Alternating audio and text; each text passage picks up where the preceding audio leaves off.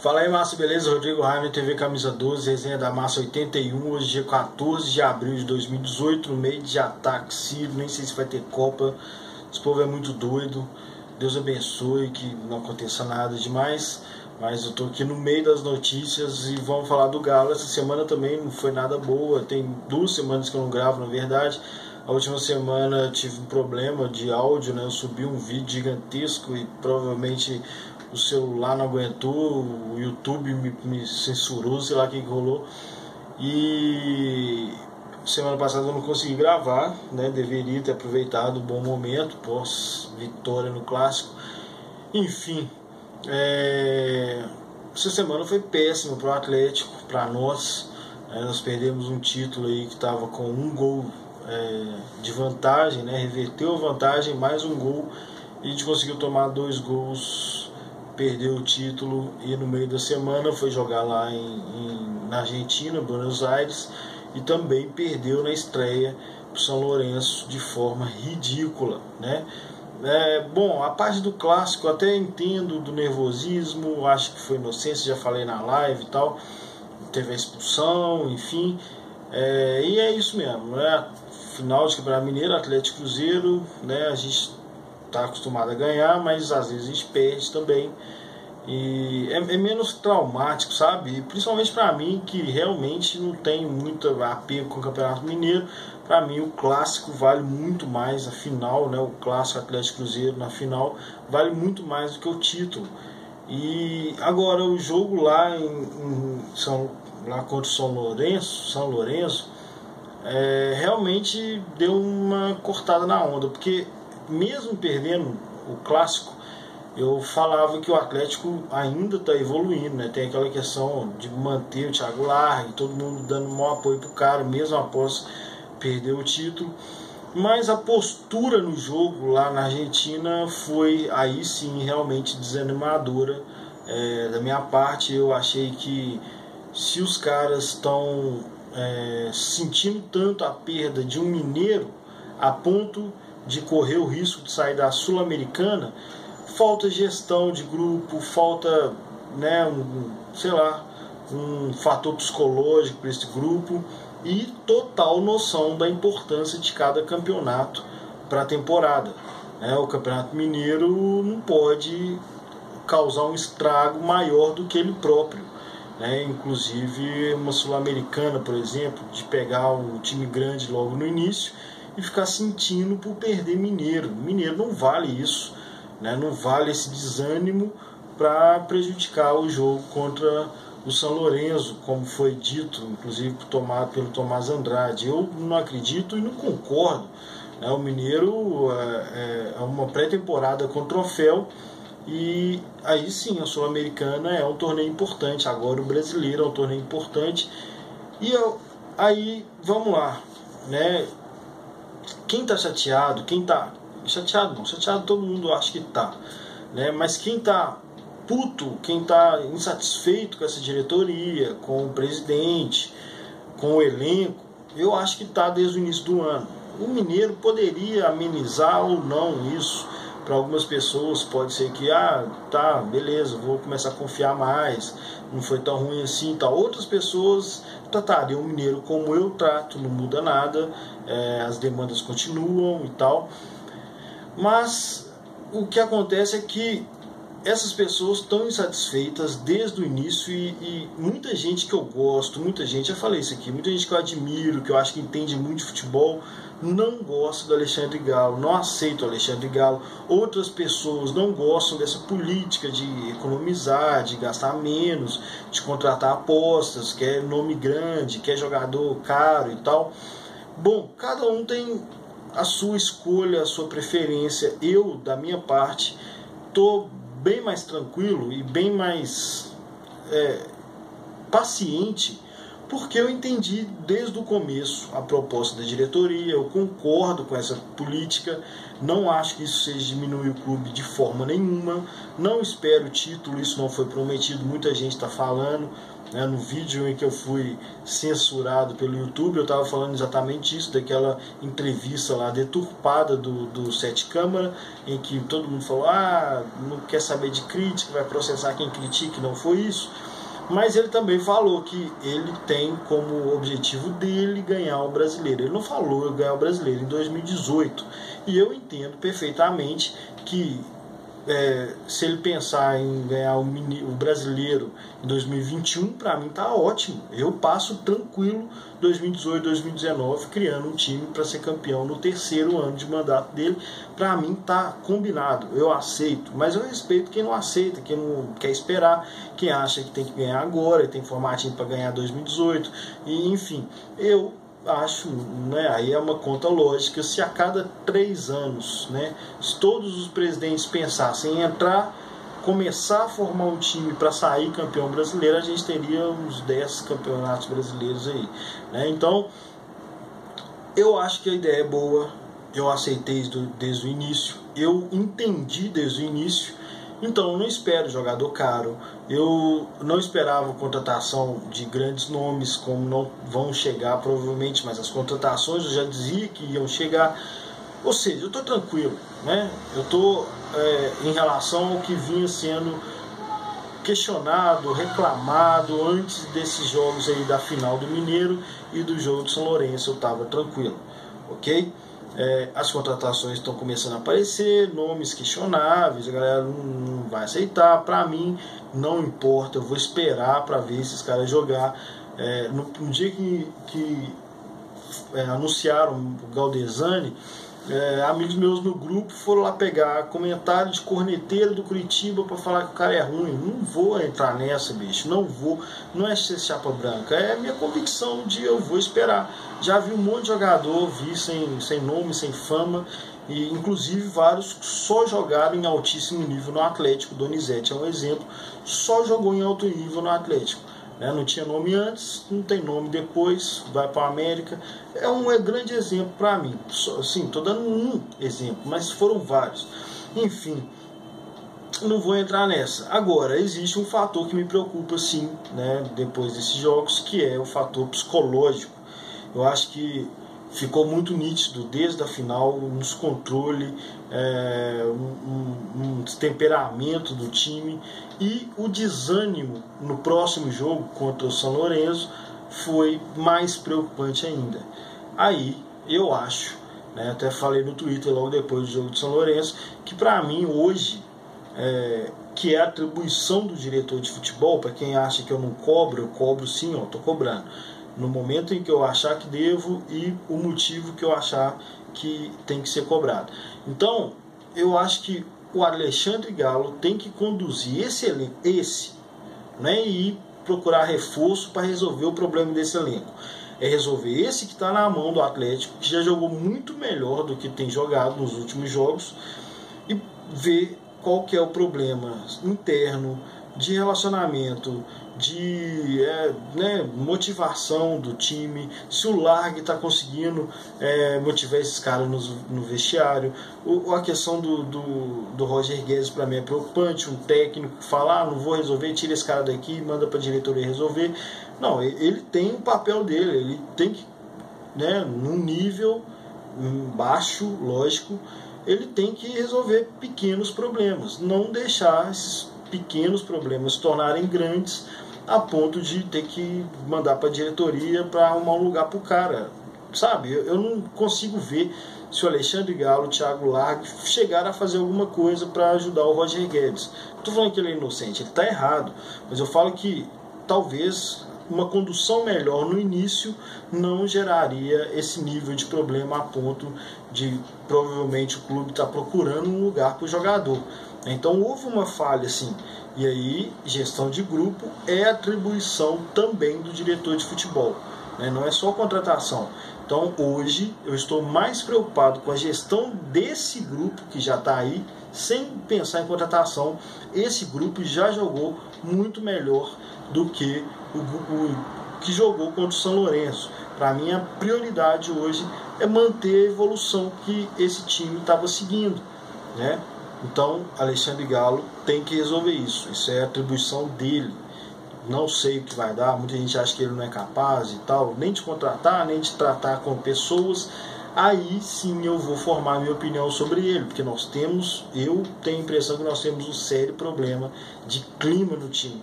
Não sei se pela derrota, né, pelas derrotas, ou se é realmente picuinha ali entre jogadores e o treinador envolvido. Enfim, tomara que não seja nada disso, mas essa é a minha cobrança para o Alexandre Galo, mais do que contratação. Contratação é necessário e eu já esperava que fosse acontecer e já esperava que o nível da contratação não seria o que muita gente espera, grandes nomes. Tudo bem, aceitei, entendi desde o início, beleza, já sabia que nesse período aí entre Mineiro e Brasileiro até Copa do Mundo ia ter contratação, por isso eu não estava desesperado. Agora, esse problema de clima e de motivação para mim é um pouco urgente, me parece ser urgente, e eu acho que o Alexandre Galo, além de ser responsável, ele tinha que priorizar isso, porque esse time já é o que está para jogar domingo contra o Vasco na estreia do Campeonato Brasileiro. Para mim, a prioridade é cuidar do que a gente já tem na mão,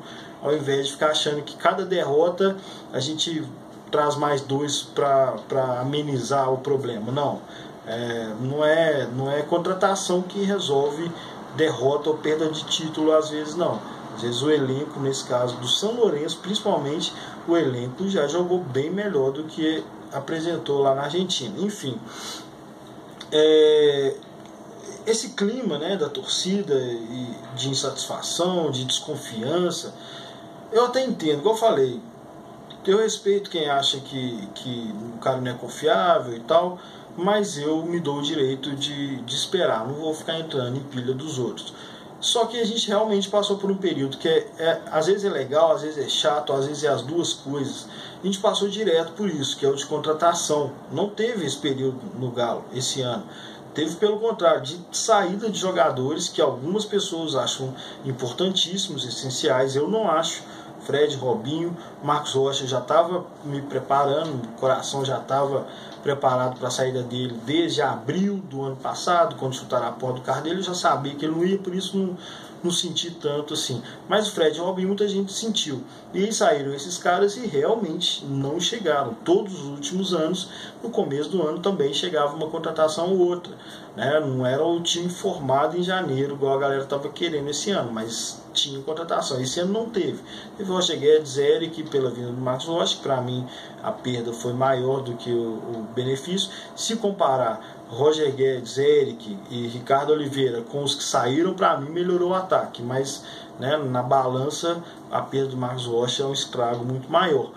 Enfim, eu entendo esse momento de apreensão da galera. Eu acho que agora sim está no momento de contratar e do Galo mostrar a capacidade de gerir pessoas, gerir o grupo dele, né, treinador para baixo. Só que existe um grande problema aí, que nesse meio tem a opinião pública, a imprensa, muita gente que também atribui os erros da diretoria todo ao Galo, muita gente atribui tudo o que acontece ao Alexandre Galo, mesmo que não é erro. Por exemplo, o fato de perder lá a contratação do Conte, o valor aumentou, o investidor falou, não, nesse valor eu queria pagar, agora com o valor de imposto eu não quero pagar, e pronto, acabou. Não é incompetência do Alexandre Galo, era um dinheiro de investidor, os caras desistiram. Então, assim, isso vai virando uma bola de neve e se transforma, às vezes, num ambiente impossível de trabalhar. Igual, na minha convicção, foi o do Levi 2015.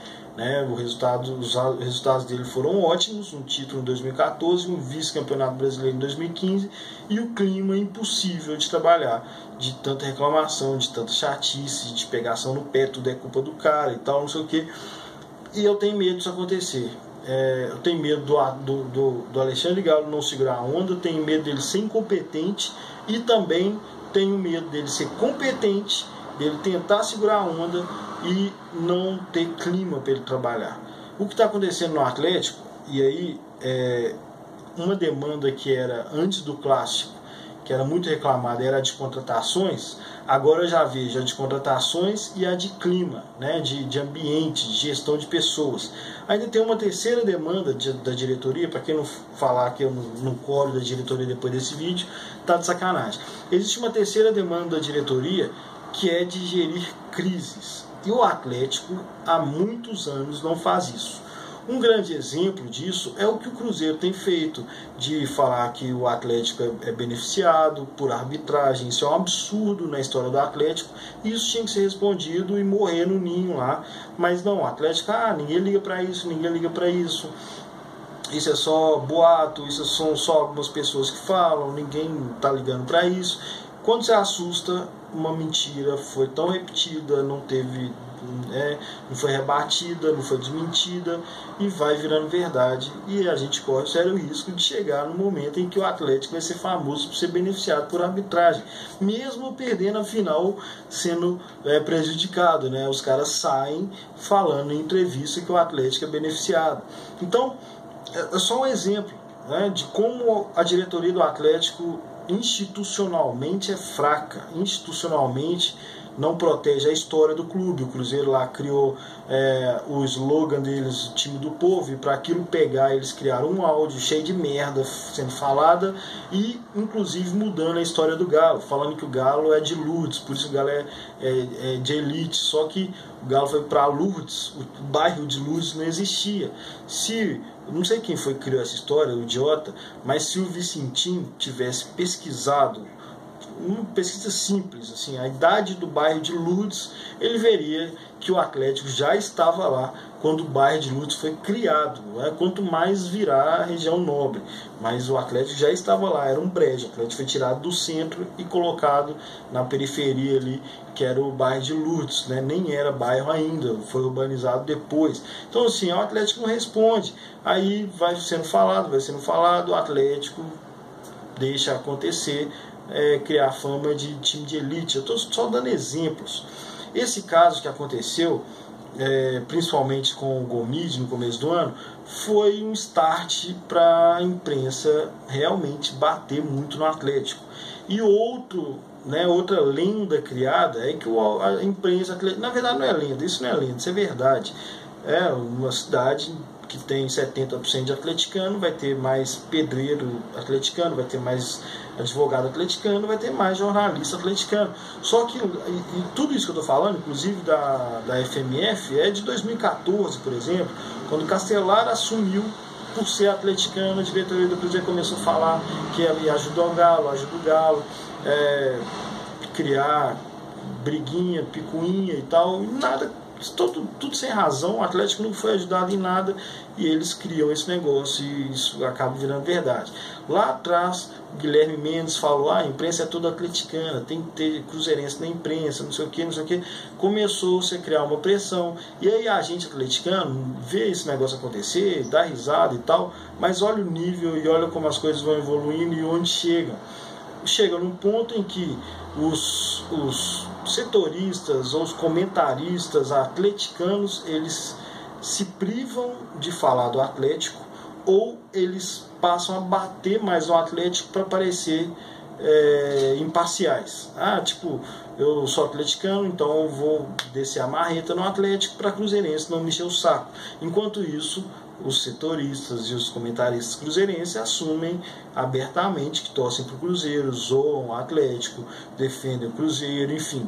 Então, hoje, principalmente depois desse episódio lá do Gomide, que para mim é um problema, foi um erro grande do Atlético, o Atlético só está apanhando. O Atlético só toma lenhada da imprensa. E qual é o alvo? Você acha que eles vão reclamar do Domênico, que é o cara responsável pela comunicação e relacionamento com a imprensa? Você acha que eles vão reclamar de quem? É do futebol. O alvo é o futebol, todo mundo quer saber do futebol. E aí, o Alexandre Galo, bom ou não, tá? Eu estou esperando, eu estou avaliando, mas bom ou não, ele é o alvo. E aí a gente chega a um ponto de talvez não perceber, mas eu estou aqui exatamente para expor isso. Chega num ponto, depois de um clássico, a diretoria do Cruzeiro solta a torcida com os jogadores do Atlético saindo, os jogadores do Atlético são agredidos, o cara vai no microfone, fala que vai ser assim mesmo, vai ser na porrada, a partir de agora, e não sei o que, e ninguém comenta. E o Alexandre Galo vai da entrevista pré-jogo lá na Argentina e usa o termo que todo treinador é interino, né? O Sérgio Sete Câmara deu entrevista depois do clássico domingo falando que o Largue é interino. Aí o Galo quarta-feira falou, ele é treinador, ele é interino como todo treinador é interino. E tá certo. Qual treinador dura um ano no Brasil? Quase nenhum. Todo treinador é provisório mesmo, isso é fato. Só que o Alexandre Galo fala isso há muito tempo. Em 98 ele foi lá e ele falou exatamente a mesma coisa quando o Thiago Largue tinha 7 jogos, 10 jogos. Falou, Thiago Largue é interino, assim como todo treinador no Brasil é interino. Todo mundo está ameaçado, todo mundo é provisório. Só que depois do Itaí falar o que falou na televisão, né, na entrevista pós-jogo, na hora de comemorar o título, e não haver repercussão, e o fato do Alexandre Galo usar um termo diferente, ou a interpretação dele do termo interino sobre o Thiago Largue gerar tantas críticas como geraram, eu me assusto. E aí eu vi até o caso de reclamar de um programa que eu curto muito, desculpa, de caras que eu admiro muito, com os quais eu aprendo muito, mas colocaram lá um cara, diretor do Sport Recife, para explicar o quanto ele está chateado porque o Alexandre Galo tirou o Danilo de lá para ir negociar com a Ponte, sendo que eles fizeram exatamente a mesma coisa no caso do Richelli, ainda bem, e o Alexandre Galo chegou lá e eles tinham negociado o Richelli com o Inter, que óbvio fez uma proposta muito melhor. Onde a gente já viu, né, o clube que fracassou na negociação ter espaço para falar, para reclamar. Eu nunca tinha visto isso, mas no Atlético isso está acontecendo, né? Eles falaram que foi para falar sobre a dívida do André Bebezão e o cara usou o espaço para falar disso. Bom, ontem eu estava ouvindo o programa, ontem dia 13, estava ouvindo o programa, o Arena, muito bom programa, os caras fantásticos, que eu admiro muito, e fiquei achando estranho, falei, quem chamou esse cara? Pra que chamaram esse cara? Mas eu estava só ouvindo ao vivo, prestando atenção. Logo que acabou a entrevista, uma pessoa de um grupo que eu participo, que odeia o Alexandre Galo, mandou os áudios. Aí eu falei, qual a sua interpretação desse áudio? Ah, tá vendo, o Alexandre Galo é um pilantra. Eu falei, meu velho, você tá dando razão pro cara do esporte porque você odeia o Galo. Você está prestando atenção no que você está fazendo? Né? A vontade de falar mal do Alexandre Galo ficou tão grande que o cara queria que o Alexandre Galo deixasse o Danilo lá no Sport e não trouxesse o nosso lateral direito, que para mim é a posição mais urgente. O cara não raciocinou no ponto positivo do Galo, né? Que foi trazer um lateral. Espero que concretize. Mas é uma atitude inquestionável para o torcedor atleticano, né? O lateral direito, que a gente está com o Patrick sem reserva, né? O Samuel Xavier. Mas não, o nível chegou tanto que a galera realmente consegue replicar coisas sem pensar só porque elas estão falando mal do Atlético, ou do Alexandre Galo, ou do Sete Câmara. O fato é que o Atlético está sem representatividade, só apanhando, porque até os atleticanos, para dar satisfação ao Cruzeiro, à torcida do Cruzeiro, o público cruzeirense, eles têm que bater no Atlético. Eu acho isso muito triste, pode me chamar de chapa branca. Eu defendo que todo mundo que trabalha com futebol tem o direito de torcer, jamais vou ficar vigiando quem é atleticano, quem é cruzeirense, para ficar falando, falou mal do Galo, é porque é cruzeiro. Não, isso é idiotice. Assim como um cara deixar, para ser imparcial, deixar o time dele vulnerável, e criar crise, aumentar a crise, sendo torcedor ou sendo jornalista torcedor. Não vou concordar com isso nunca.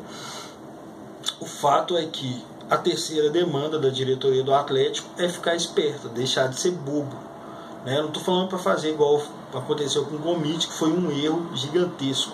Mas o Atlético tem que tomar um posicionamento de desmentir coisas que falam a respeito da história do Atlético, de interromper a entrevista. Eu já vi o Zezé Perrella fazer isso, interromper comentário e falar, não, quero falar porque você acabou de falar merda aí, a verdade é essa. E tinha que fazer. O Itair, que é todo errado, não sabe nem falar direito, fez isso quando o Nicola expôs lá alguma coisa que era sobre empréstimo, alguma coisa no Santander. Ele foi lá no tweet, falou, olha, história da carochinha, fonte do Tororó, discutiu com o cara, debateu com o cara, tipo, não vou deixar isso acontecer, né? Vou matar esse boato aqui.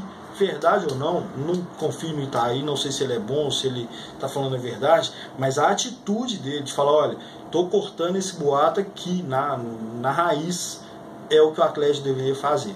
Olha só o nível que eu cheguei, eu estou usando o Itair Machado como exemplo, porque o Atlético sempre acha que não, tem cara cruzeirense lá trabalhando no Atlético, e tudo bem, só umas pessoas que estão preocupadas com isso.